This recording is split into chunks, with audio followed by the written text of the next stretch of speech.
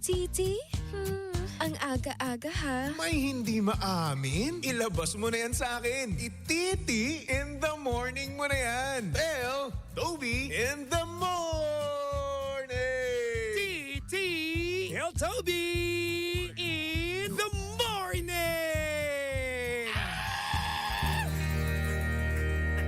Number 1! 6.7 Energy FM. Same, pero iba. We are number 1, 06.7 Energy FM. Pangga, wag mo sabihing radyo. Sabihin mo. Oras sa buong kapuluan. Pangga, check our time. It's now 6:31 on the clock. Good morning, Luzon, Visayas at Mindanao, Metro and Mega Manila. Ako, good morning din sa mga pangga natin dyang nagse-cellphone. Hello po sa inyong lahat, no? Uy, tago-tago mo rin yan, par. Baka mamaya yung katabi mo ay tumitingin dyan sa conversation nyo. Diba? Lalong-lalo na, no? Yung mga pangga nating walang ginagawa habang nagko-commute. Kasi nga naman, naiwan na earphones nila. Hindi sila makapag-sound trip, no? Kaya naman go ahead, no, pangga, itago mo, no, medyo itilt mo ng konti yung cellphone mo para nang sa ganun walang makakita, di ba? Hindi makita yung pinag-uusapan nyo ng kabit mo.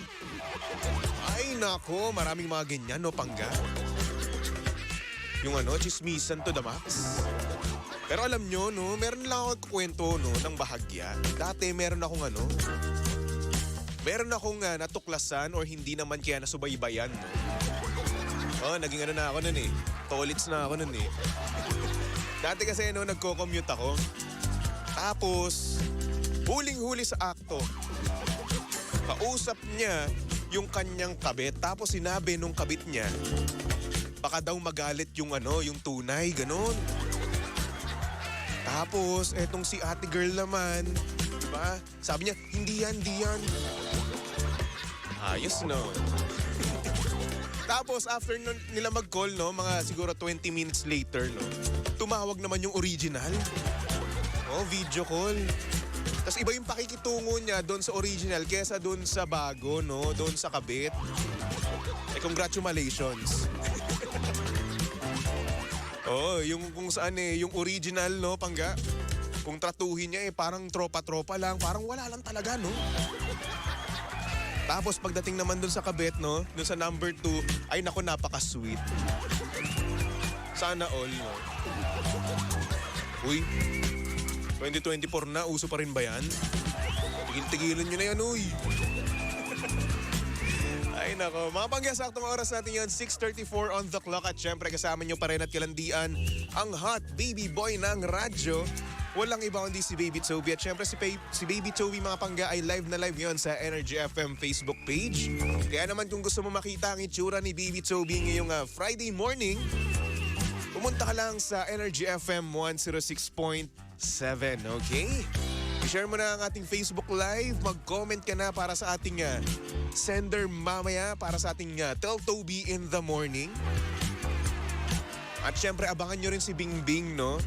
Para nang sa ganun magkaroon kayo ng chance sa manalo ng 500 pesos. Diba? Saan ka makakuha niyan? Or saan ka makakarinig niyan, diba? Nakinig ka lang, nag-screenshot ka lang, or hindi naman kaya nagtanda ka lang ng numero, no? Panalo ko kagad ng 500 pesos, diba? Pero bago natin ibigay yung ating number, no? Para sa mga pangga natin dyan na healthy living, nako, mas makakatulong to kung iinom kayo ng food supplement na puro ang sangkap at walang halong chemical. Diba?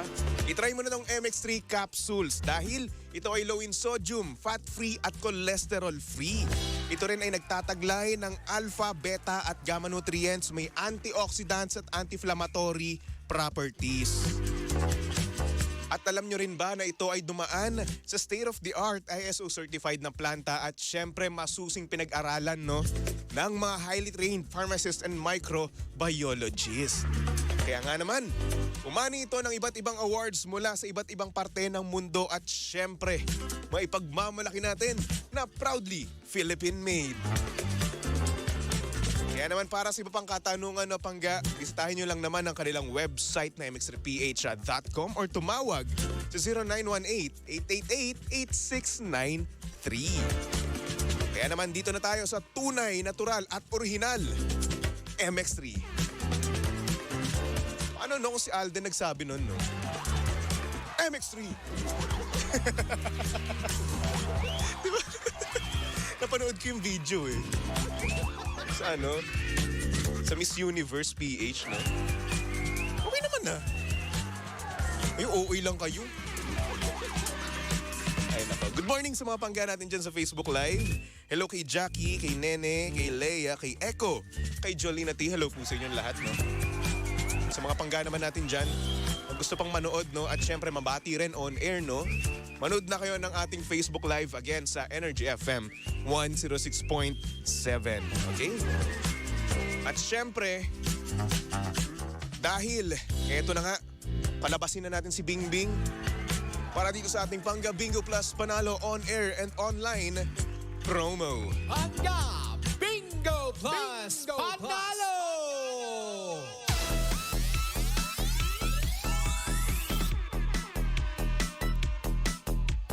So edi ayun na nga. Sumasayo na nga si Bingbing, oh. Ay, gwapo ni Bingbing, di ba? Oh, kamukhang kamukha ni Jimbo. Ay, nako. Eto na mga pangga, pumunta na kayo sa ating Facebook Live para nang sa ganun makapag-screenshot na kayo ng numerong tatandaan nyo para sa programang Tell Toby in the Morning. Para nang sa ganun, pag napatapat, no? Sa programa ko, yung paroleta mamaya ni Kuya Chico ay mananalo ka kagad ng 500 pesos, di ba? Kapag natandaan mo, di ba? Kaya naman go ahead, Energy FM 106.7 at lakasan nyo na ho ang inyong radyo para mailista nyo yung number na ibibigay ko, okay? So eto, halukayin na natin dahil si Baby Toby ay magaling sa halukayan. Uy, madami ka nagpapakahalukay sa akin ng fishbowl.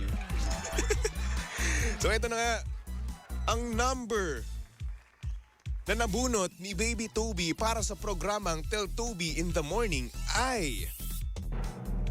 O, di ba? Sosyal. Meron pang drum roll. Number 12. 12? Number 12, mga pangga, para sa programang Tell Toby in the Morning. Kaya naman, screenshot nyo na, no? Go ahead. Tapos, tandaan nyo na. Ilista nyo na, no? Para nang sa ganun, kapag napatapat, no? Sa Tell Toby in the Morning, ang ruleta ni Kuya Chico, no? Alam nyo na mismo kung ano ang sasabihin nyo. Ngayon, kung gusto nyo ng script, no? Bibigyan ko kayo. Diba? Ang sabihin nyo lang, no, pangga, ganito. Ang nabunot ni Baby Toby, super guwapo, macho, kamukha ni Alden. Ganun dapat, ha? Kapag hindi, ay nako, X. Akin mapupunta yung premyo nyo, na ha? Ay number 12, okay? Complete sentence, kapag hindi, ay nako, bawi ang 500 pesos. Eto si Dre, oh. Asa na yung script mo? Ayun na nga, sinabi ko na. Again, number 12 para sa programang Tell Toby in the Morning. Siyempre, ang Pangga Bingo Plus Panalo on-air and online promo ay hatid sa atin ng Bingo Plus. Sa Bingo Plus, Bingo sa Saya Plus sa Panalo. Diba? Kaya maraming salamat, Bingbing. Pwedeng-pwede ka nang magpahinga.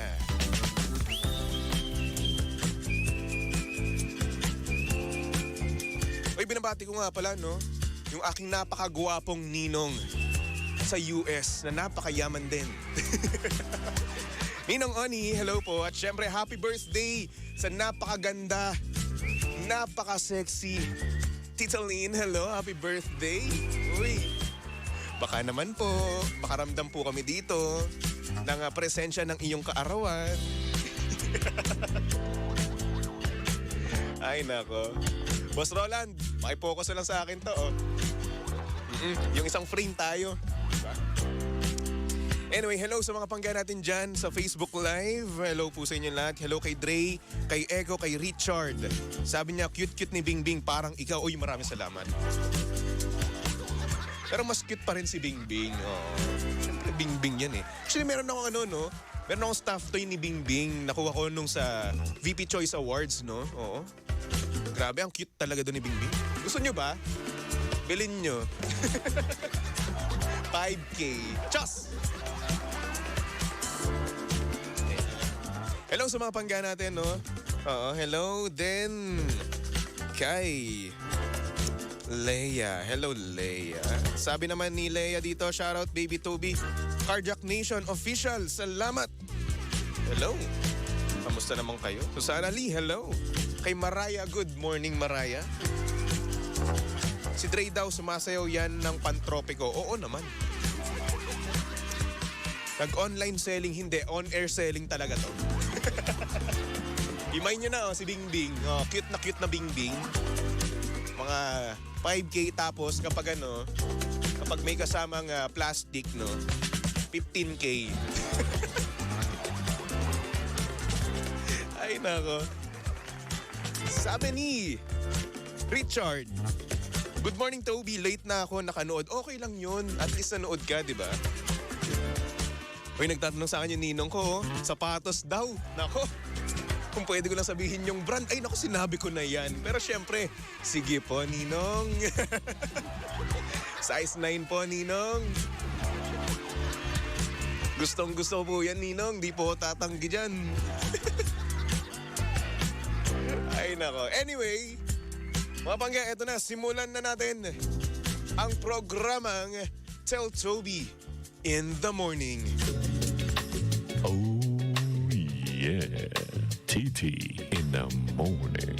Ang aga-aga ha. Tell Toby in the morning. At syempre, eto na nga. Isa na namang sender ang nahiyang magpatawag. Ay nako. Sabi niya dito, no? Good morning, Baby Toby. Tago mo na lang ako sa pangalang Jersey. Gusto ko sana aminin na gusto kong yakagin ang boyfriend ko na pumunta sa lugar na patay sindi. Wala lang. Gusto ko lang din kasi maka-experience ng ganon. Ang takot ko nga lang, baka masanay siya. Natatakot ako na baka mamaya magdalas-dalas na ang pagpunta niya doon sa lugar na yon. Ayun lang naman, Baby Toby. Thank you so much.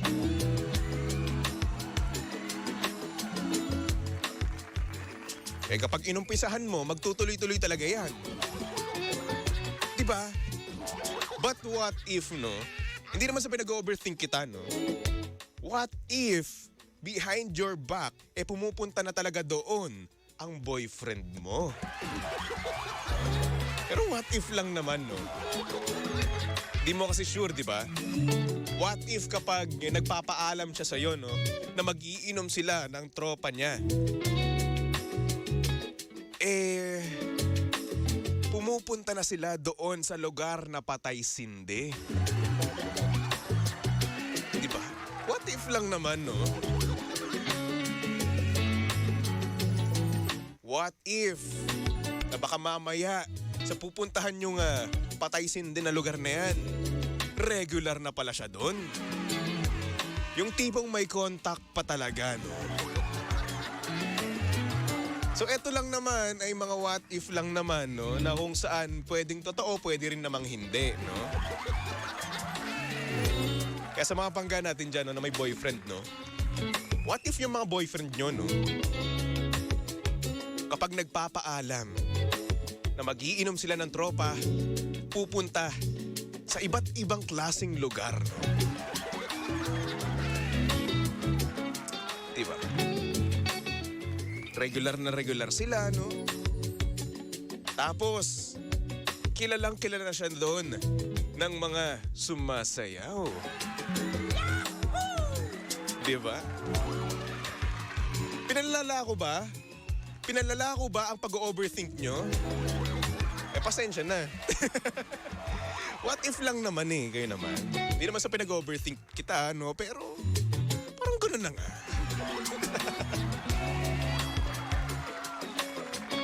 Kasi syempre, di ba, hindi mo rin naman alam, no? Kung saan sila pumupunta ng tropa niya, di ba?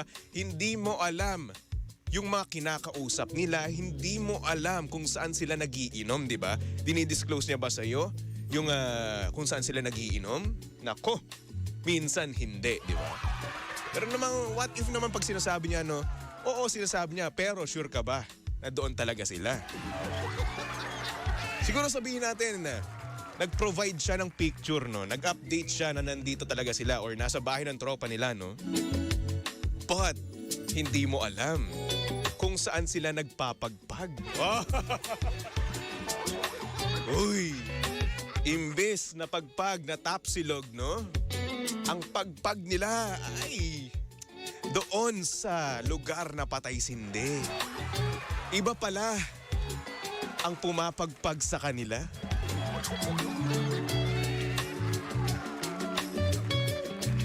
Sabi ni Eko, tapos regular pa siya. Nagpa-membership pa. Wow, membership. May membership ba sa ganun? Hindi ko kasi alam eh. Di pa ako nakapunta sa mga ganung lugar eh. Wala akong alam sa ganun. Ano ba nakikita doon? Si Jimbo lang naman kasi nagsasabi sa akin ng mga ganung bagay eh. Si Jimbo, oo.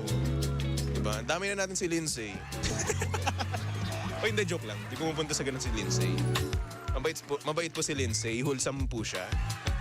Wala po siyang kaalaman sa mga ganung bagay. Wala. Pero yun na nga, no? But, kung sure ka naman, no, na hindi siya pumupunta sa ganung mga lugar, no? Paano kung pagpunta nyo ngayon, ito yung mag-trigger sa kanya, no? Para mag-cheat sa'yo. Para pumunta doon nang hindi mo alam, di ba? What if lang naman, no? Nasa inyo pa rin yan, no? Kung gusto mo pumunta kasama siya, then go. Di ba? Nasa iyo na lang yun kung pagkakatiwalaan mo siya after that, okay? Itong mga sinasabi ko lang naman na to, no? What if lang naman yan. Di ba? Kung gusto nyo at tingin mo mas titibay ang inyong relasyon, no, kapag nagganon kayo, edi go, di ba? Trip nyo yan eh. Sino ba kami, no? Para magdikta, no? Trip nyo yan eh, edi go. Basta, alam mo ang magiging consequence, di ba? Alam mo ang magiging bunga ng magiging action mo. Okay? Sabi nga ni Eko, oo, posibleng mangyari yun. Mag-cheat yung jowa mo. May posibilidad, di ba? Di naman namin sinasabing gagawin niya talaga yun. Mag-cheat talaga siya noon, no? What if lang naman to? Mali mo naman, no?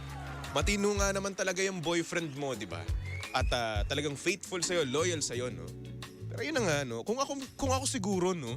Magkakaroon ng jowa tapos yayakagin ako sa ganyan. Siguro ayoko. Siguro sabihin na natin pagbibigyan ko siya pero hindi ako titingin. Oo, bakit? Kasi siya lang naman yung pinakamaganda para sa akin, pinaka-sexy, di ba? Siya lang yung gusto kong makita. Ganon. Tsaka nakakatakot din kaya yan paminsan-minsan, no? Di ba kapag tinanong ka niyan out of nowhere ng jowa mo, no? Ng girlfriend mo, no? Punta tayo sa sa patay sinding lugar, no? Minsan, ano lang yan eh. Challenge di ba?